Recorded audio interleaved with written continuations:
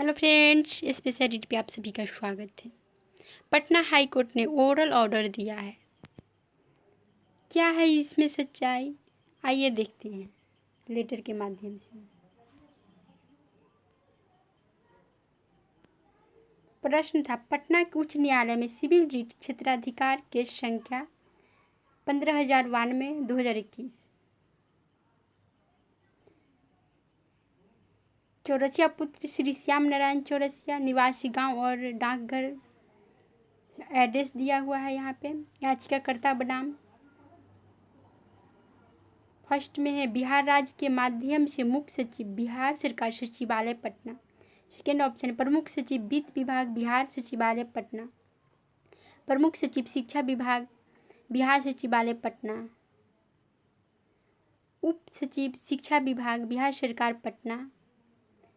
निदेशक सचिव शिक्षा विभाग बिहार पटना।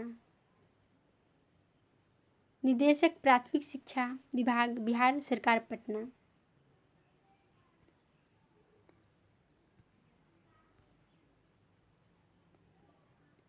प्रतिवादी न्यायालय की कार्यवाही माननीय मुख्य न्यायाधीश माननीय न्यायाधीशों द्वारा अपने आवासीय कार्यालयों आवासों से वीडियो कॉन्फ्रेंसिंग के माध्यम से संचालित की जा रही है।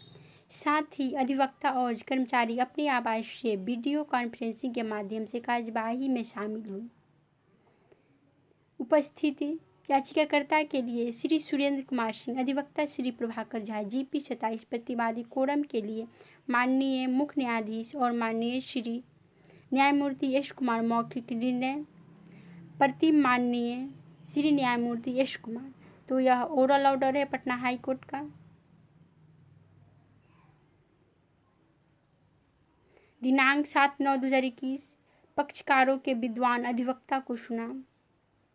याचिकाकर्ता ने निम्नलिखित राहत के लिए प्रार्थना की है।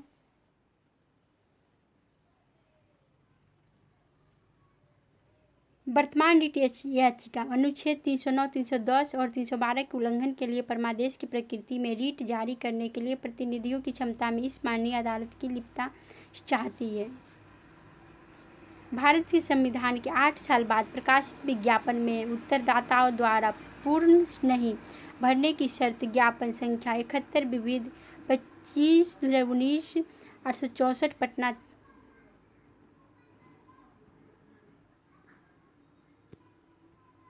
यह ऑर्डर का है, ओरल ऑर्डर का है। जैसा कि मनमाने ढंग से मोड विज्ञापन सकारात्मक कार्यवाही में चरण दर चरण प्रक्रिया में प्रतिवादी को भ्रमित कर दिया गया है, तब प्रतिवादी ने समय समय पर विभिन्न पत्र जारी किए हैं, क्योंकि लगभग 14 पत्र प्रक्रिया कार्यवाही के लिए जारी किए गए हैं। दोबारा नहीं हो सकी नियुक्ति की प्रक्रिया अभी तक सफल था।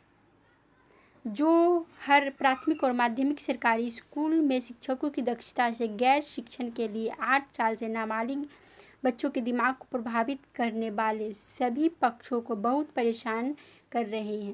विज्ञापन के रूप में गलत के रूप में सरकार की नीति के अनुसार अवैध रूप से पूरी तरह से गलत या अवैध है।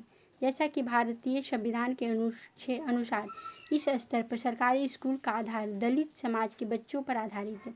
इसलिए इस विज्ञापन में 8 साल से कम उम्र के सभी पक्षों की समस्या को उत्तरदाताओं द्वारा न जोड़ें। जब पहली समस्या 8 साल से कम उम्र के योग शिक्षक के लिए है, तो नियुक्ति समय के लिए अभी भी योग प्रशिक्षित डिग्री प्राप्त करें, और दूसरी समस्या नीचे के बच्चों के लिए अच्छी स्वच्छ शिक्षा है, और तीसरी समस्या बच्चों के मन के प्रति वर्ष विकास की अवस्था में शिक्षा को प्राप्त होती है, और चौथी समस्या भ्रष्टाचार रहित नियुक्ति के लिए नियुक्ति की प्रक्रिया को साफ करने की है, और पांचवी समस्या की प्रक्रिया को साफ करने की है, और पांचवी समस्या 2006 से 2011 तक पहले की प्रक्रिया से पहले ही की नियुक्ति में विभिन्न भ्रष्टाचारों को खड़ा कर चुकी है। इसलिए प्रतिवादी द्वारा स्वच्छ नियुक्ति के लिए अग्रिम सतर्क होना चाहिए। फिर विवादास्पद विज्ञापन में प्रतिवादी द्वारा कोई ध्यान नहीं दिया जाना चाहिए। इस परिस्थिति में 5/7/2019 को विज्ञापन के लिए नियुक्ति प्रक्रिया आयोजित की गई, इसलिए रद्द करें या 5/7/2019 को विज्ञापन पर बने रहें।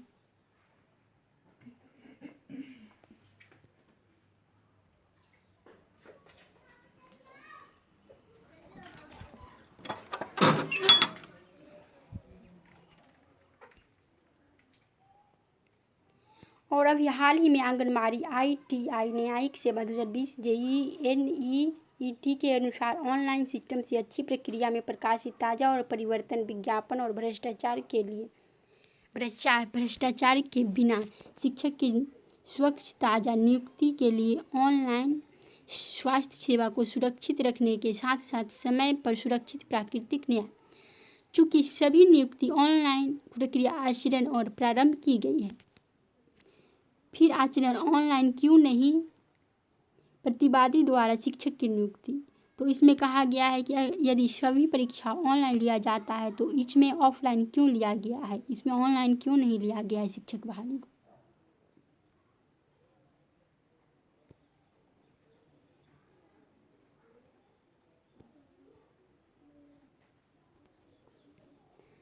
और आगे रीट जारी करने या निर्देश जारी करने के लिए, जैसा कि यह इस मामले के तथ्यों और परिस्थितियों के लिए उपयुक्त और उचित हो सकता है। माननीय DN जीवराज बनाम मुख्य सचिव कर्नाटक सरकार और अन्य 2016 टू SCC 653 पैराग्राफ 34 से 38 के मामले में सुप्रीम कोर्ट ने निम्नानुसार मनाया।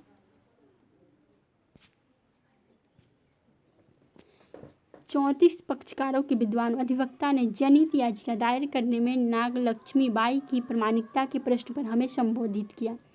हम इस को खुला छोड़ देते हैं और इस संबंध में उच्च न्यायालय के निर्णय की सत्यता या अन्यथा पर कोई राय व्यक्त नहीं करते। हालांकि हम ध्यान दें कि सामान्यतः प्रतिक्रियात्मक तकनीकी को जनहित याचिका में पीछे की सीट लेनी चाहिए। यह न्यायालय ग्रामीण वाद एवं अधिकार केंद्र बनाम उत्तर प्रदेश राज्य में आयोजित किया गया था। ग्रामीण मुकदमा और अधिकार केंद्र बनाम उत्तर प्रदेश राज्य 1989 आपूर्ति 1 SCC 504 इस आशय के लिए निम्नानुसार SCC पृष्ठ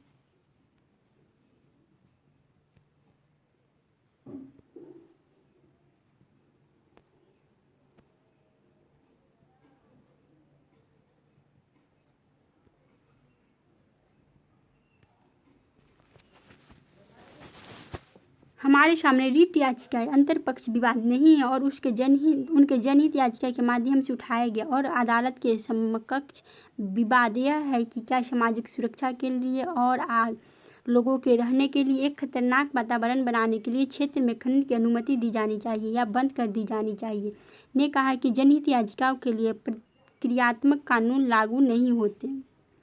साथ ही यह याद होगा कि प्रक्रियात्मक कानून में हर तकनीकी बचाव के रूप में उपलब्ध नहीं है। जब सार्वजनिक महत्व का मामला अदालत के समक्ष विचार के लिए है। R&M ट्रस्ट बनाम Koramangala residence vigilance group 053 SCC 91 में जनहित याचिका के बारे में काफ़ी मात्रा में कहा गया और यह कहने के अलावा हमारे लिए इस पर और अधिक ध्यान देने की आवश्यकता नहीं है। कॉपी से संबंधित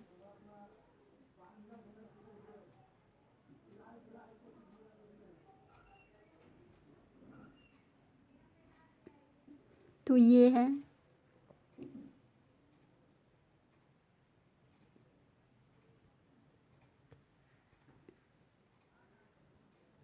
सुशासन जनहित याचिकाओं के मनोरंजन में अदालतों को कुछ अधिक उदार होना चाहिए। हालांकि ऐसे मामलों में जो तत्कालिक नहीं हो सकते हैं या एक संगठन या व्यक्ति के खिलाफ अनिवार्य रूप से निर्देशित मुकदमेबाजी, जैसे वर्तमान मुकदमा जो केवल सदानंद गौड़ा के खिलाफ निर्देशित किया गया था और बाद में जीवराज को फंसाया गया था, पर विचार नहीं किया जाना चाहिए या शायद ही कभी मनोरंजन किया जाना चाहिए। जन उत्साही वादियों के लिए अन्य उपाय भी उपलब्ध है और उन्हें ऐसे उपायों का लाभ उठाने के लिए प्रोत्साहित किया जाना चाहिए। ऐसे मामलों में जो जनहित याचिका की श्रेणी में सख्ती से नहीं आते और जिनके लिए अन्य उपचार उपलब्ध हैं, जहां तक परमादेश की रीट जारी करने की बात आती है, यह न्यायालय भारत सिंह बनाम SB बोहरा SCC 105 2004 SCL&S 363 की SSC पृष्ठ 160 पैरा 12 से 13 मैडमस का शाब्दिक अर्थ एक आदेश है। इंग्लैंड में परमादेश का सार यह था कि यह एक शाही था, एक सार्वजनिक कानूनी कर्तव्य के प्रदर्शन को निर्देशित करने वाली किंग्स बेंच, अब रानी की बेंच द्वारा जारी आदेश।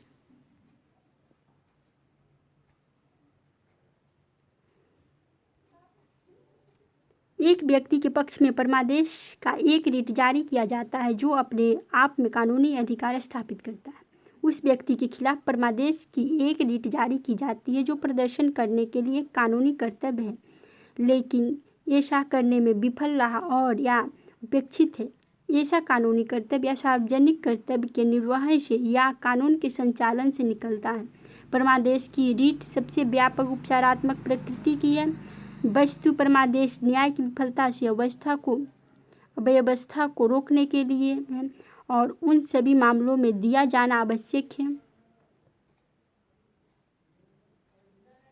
जहां कानून से कोई विशिष्ट उपाय स्थापित नहीं किया है और क्या मांग के बावजूद न्याय नहीं दिया गया है। सरस्वती इंडस्ट्रियल सिंडिकेट लिमिटेड बनाम भारत संघ। Saraswati industrial syndicate limited Bharat बनाम भारत संघ में परमादेश की रीट जारी करने से पहले एक हितकारी सिद्धांत या एक अच्छी तरह से मान्यता प्राप्त नियम को ध्यान में रखा जाना चाहिए। 1974 टू SCC 630 निम्नलिखित शब्दों में SCCPP 641-42 पैरा 24 से 25।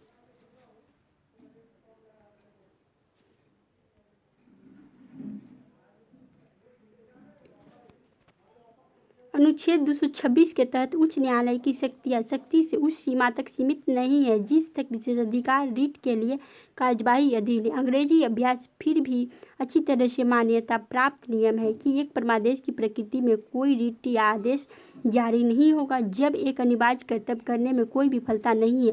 इस देश में भी लागू होता है। अनिवार्य कर्तव्यों के कथित उल्लंघन के मामलों में भी सामान्य नियम जो कुछ अपवादों के अधीन है हमारे द्वारा लागू किया गया है, जैसा कि इंग्लैंड में है। जब परमादेश की एक रीट मांगी जाती है, जैसा कि हम इंग्लैंड के हेल्सबरी के कानूनों में निर्धारित पाते हैं, 198 प्रदर्शन की मांग आवेदन से पहले होनी चाहिए। एक सामान्य नियम के रूप में आदेश तब तक नहीं दिया जाएगा जब तक कि जिस पक्ष की शिकायत की गई है वह यह नहीं जानता कि उसे क्या करना था, ताकि वह यह विचार करने का साधन है उसे पालन करना चाहिए या नहीं, और यह सबूत के द्वारा सिखाया जाना चाहिए कि इसकी एक अलग मांग थी जिसे परमादेश की मांग करने वाली पार्टी लागू करना चाहती और उस मांग को एक इनकार से पूरा किया था।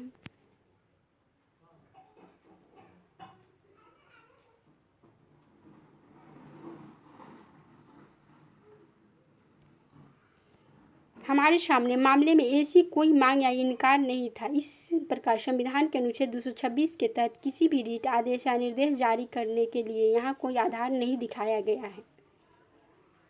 कुछ समय के लिए मामले की सुनवाई के बाद याचिकाकर्ता के विद्वान वकील ने निर्देश के तहत कहा कि याचिकाकर्ता को सामग्री यदि संबंधित प्राधिकार अर्थात प्रतिवादी संख्या 3 को निर्देश जारी किया जाता है, शिक्षा विभाग, बिहार सचिवालय, पटना के प्रधान सचिव या किसी भी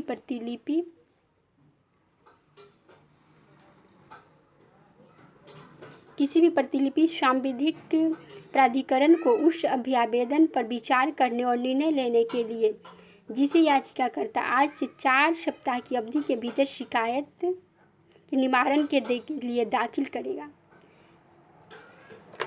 यानी कि 4 सप्ताह के भीतर निवारण के लिए दाखिल करेगा शिक्षा विभाग को। प्रतिवादियों के विद्वान अधिवक्ता का कहना है कि यदि याचिकाकर्ता द्वारा ऐसा कोई अभ्यावेदन दायर किया जाता है तो संबंधित प्राधिकारी इस आदेश की एक प्रति के साथ इसे दाखिल करने की तारीख से 3 महीने की अवधि के भीतर शीघ्रता से और अधिमानता निपटारा करेगा। बयान को स्वीकार किया गया और रिकॉर्ड में लिया गया। इस प्रकार याचिका का निपटारा निम्नलिखित शर्तों में किया जाता है।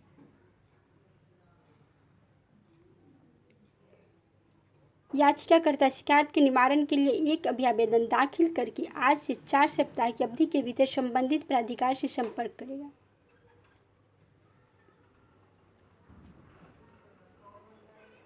संबंधित प्राधिकार इस आदेश की एक प्रति के साथ इसे दाखिल करने की तारीख से 3 महीने की अवधि के भीतर तर्कसंगत और बोलने वाले आदेश द्वारा शीघ्रता से विचार और निपटान करेगा।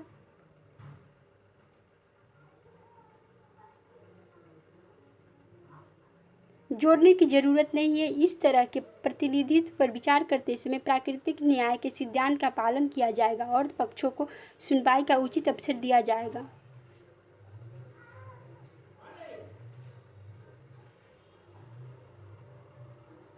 समान रूप से याचिकाकर्ता को ऐसे वैकल्पिक उपायों का सहारा लेने की स्वतंत्रता सुरक्षित है जो कानूनों के अनुसार अन्यथा उपलब्ध है। हमें उम्मीद है कि जब भी याचिकाकर्ता ऐसे उपायों का सहारा लेते हैं तो अन्यथा कानून में उपलब्ध है उचित मंच के समक्ष कानून के अनुसार और उचित प्रेषण के साथ निपटाया जाएगा।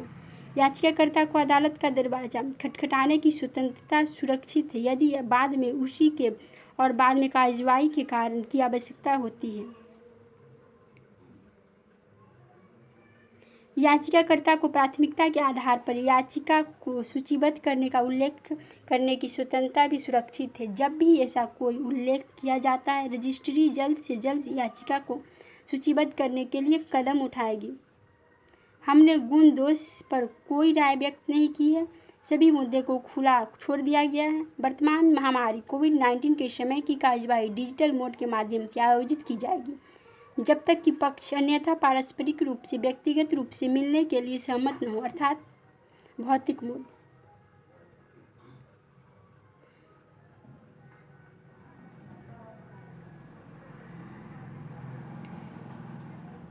पटना उच्च न्यायालय CWUIC संख्या 15,092 ऑफ 2021 दिनांक 7/9/2021 का यह ओरल ऑर्डर है पटना हाईकोर्ट का। यदि वीडियो पसंद आए तो इसे लाइक और चैनल को सब्सक्राइब अवश्य करें, साथ ही साथ शेयर भी करें वीडियो को।